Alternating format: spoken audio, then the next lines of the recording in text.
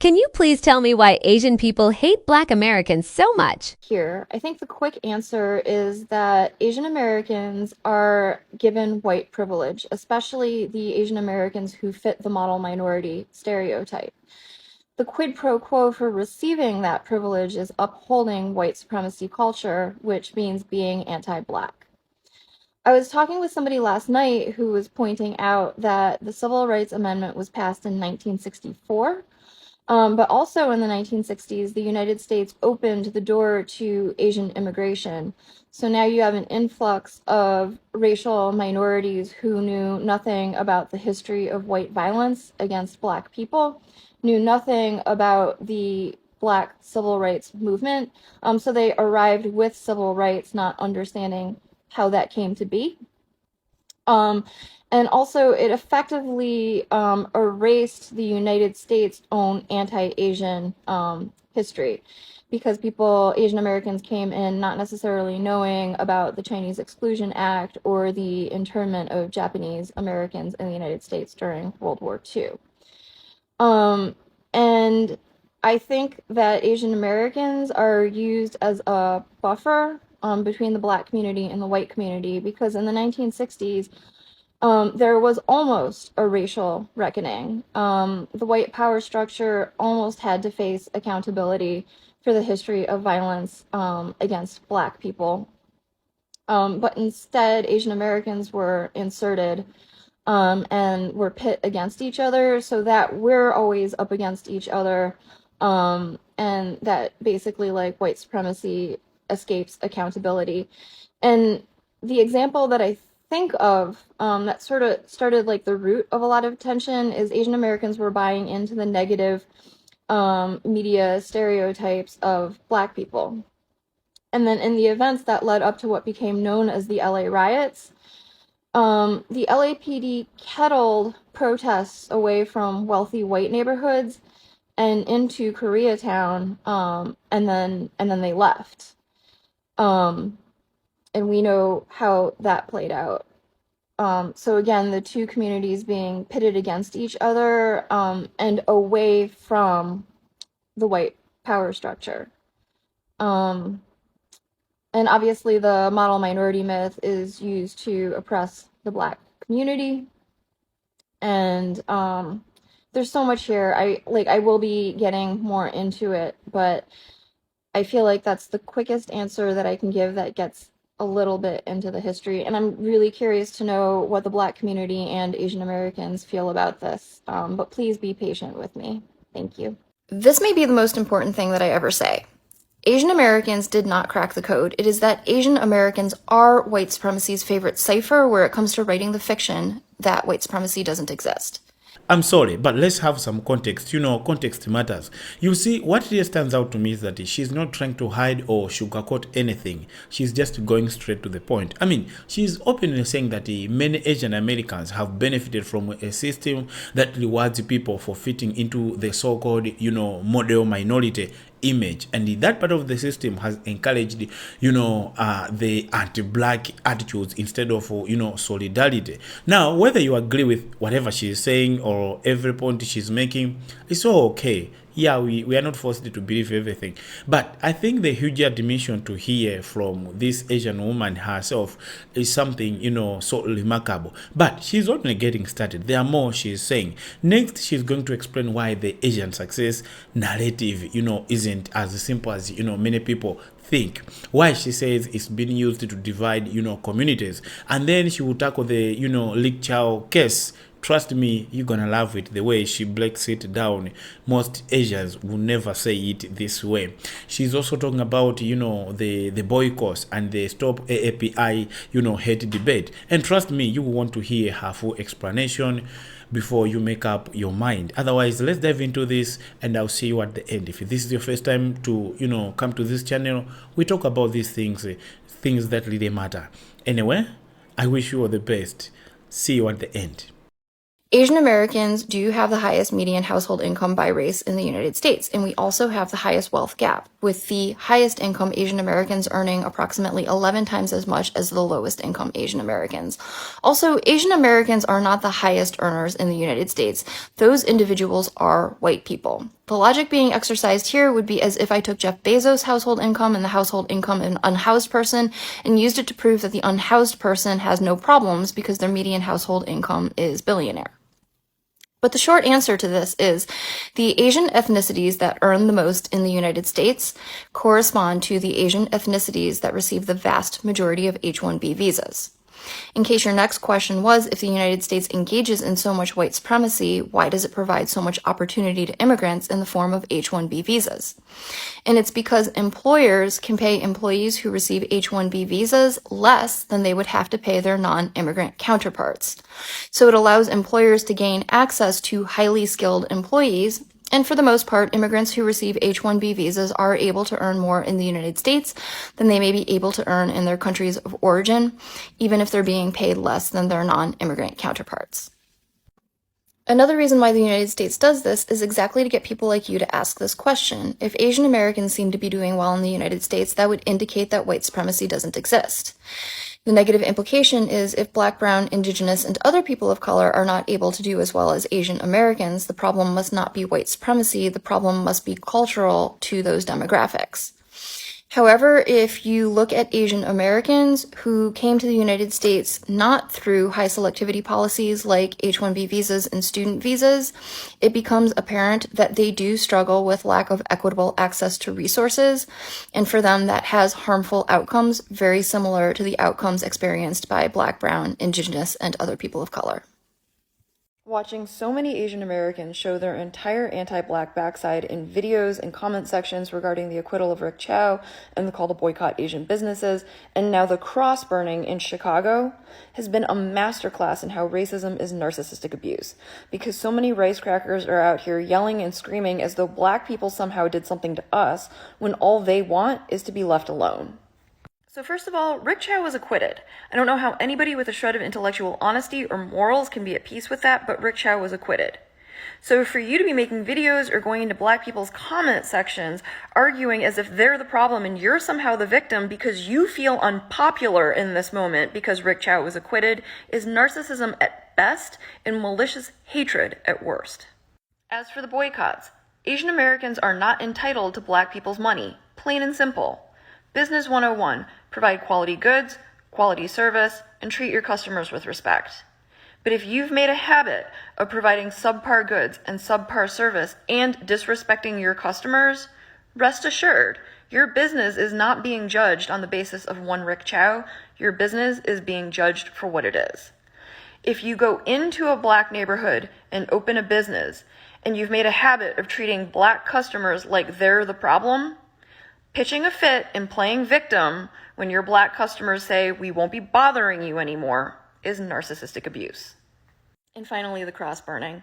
For the past 18 months, Black Americans have been living under an administration that has been overtly organizing for decades to do everything it can to drag the country back to Jim Crow. And the sick plot twist and the fuckery that was passing the Hart-Celler Act a year after the Civil Rights Act and making Asian Americans the new window dressing on the myth of the American dream is that in the past week, it was Asian Americans who actually did it. The acquittal of Rick Chow brings us back to 1991 and the killing of Latasha Harlins, and the cross burning in broad daylight in Chicago brings us right back to Jim Crow. And the thing is, Black Americans know who holds systemic power. Black Americans know better than anybody else what it is to never be viewed as an individual and to be condemned as a community for the actions of a few. So they also don't need to be told not to do that to other people. Black Americans are not judging Asian Americans on the basis of one Rick Chow or whoever burned the cross. They are simply responding to over 60 years of our community pushing them away with our escalating anti-Black antics. And if you don't like the way that feels, rather than treating Black people like they're the problem, we have to start by rooting out the infestation of anti-Blackness in our community. And if you're not willing to do that, the very least you can do is leave Black people alone and stop asking them to be an audience for your anti-Blackness. I see way too many Asian Americans in this moment trying to rehash the anti-Black propaganda campaign known as Stop AAPI Hate. So let's get a few things straight. First of all, yes, there was a significant spike in anti-Asian violence and anti-Asian sentiment earlier this decade. But no, it was not primarily coming from Black people. And you can confirm this yourself by looking up the FBI crime statistics. And if you want to look more into it, it was also debunked by Asian Americans Advancing Justice, who found that the fear-mongering mailers, ad campaigns, and viral videos going around showing Asian Americans being attacked by Black people were coming from a Stephen Miller-led organization. And this was done by Republicans ahead of the 2022 midterm elections to gain Asian American votes by associating Black people with the Democratic Party and pretending that Republicans are the only ones who are going to care about Asian Americans and Asian American safety. Now I say pretend because this is Stephen Miller, who is the current director of Homeland Security, who is working his hardest to restrict visas from Asian countries and to deport as many of us as he can. So keep in mind that when you repeat anti-Black stop AAPI hate propaganda, you are not supporting Asian Americans and you are not promoting Asian American safety. You are only supporting this piece of shit Segwai, who views the Hart-Celler Act, the Immigration Reform Act that allowed many of us to come to this country, as a tragedy. He has called it ruinous for social change in America because it removed the 1920s immigration restrictions that excluded us from the United States as necessary. Put simply, Stop AAPI Hate was a psyop on us Asian Americans to get us to distance ourselves and to fear and to hate and to blame the very community that is the only reason why we have civil rights in the United States, and that is Black Americans. Now, a significant difference between Stop AAPI Hate and the deaths of people like Latasha Harlins and Cyrus Carmack Belton has to do with accountability leading to systemic change, or the lack thereof. In the vast majority of those viral videos where you saw Black people attacking Asian Americans, the assailant was arrested and charged and convicted. They were held accountable, and a whole ass federal bill was signed into law for our safety. Whereas a lot of the grief and the outrage being experienced in the Black American community right now has not only to do with the dehumanization and the deaths of their people, including their children, but the lack of accountability. Rick Chow was allowed to walk free after killing 14-year-old Cyrus Carmack Belton. And accuse them of racism when they participate in their own safe spaces? Please check out that creator's entire video. It's really good. And he's basically asking, how does it make sense that when people of color celebrate and empower each other in the safe spaces that we've had to create for ourselves due to the racism that we experience, we get accused of being racist?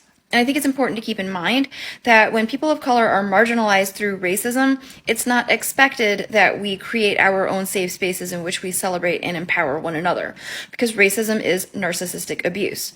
For people who are racist, what they want and what they believe is that when they close the door on our face, we press our noses to the glass and we look in, because they want us to feel excluded and less than and envious. So they tend to get upset when they find out that not only are we not looking at them, not only are they not centered, but we have a bigger and better party going on outside, or we've taken our party to somebody else's house. That's when they say, why are you excluding me? Why are you creating division? And why are you being racist? And most of the time they don't even want to be included, because a lot of us are more than happy to include anybody who is not harmful. But it makes sense to a person who is racist that the only way they can recenter themselves is to play victim, because when you're used to being centered, equality feels like oppression. Welcome back, brothers and sisters. Now, let's talk about it. You see, after listening to whatever she had to say in this video, I think there's one thing that really stands out. I mean, whether you agree with everything that she said or you don't agree to some of it, but I think it's really hard to ignore that she was willing to speak openly about difficult issues, even when those issues involve her own community as Asian community. Remember, this is the time when, her Asian community is facing a huge blow, from Black Americans. But, she's still willing to explain things without any bias. And honestly, that's something we really need more of. We really need to have, such kinds of people. We need more people who are willing to follow the facts and, after they follow it, and tell it.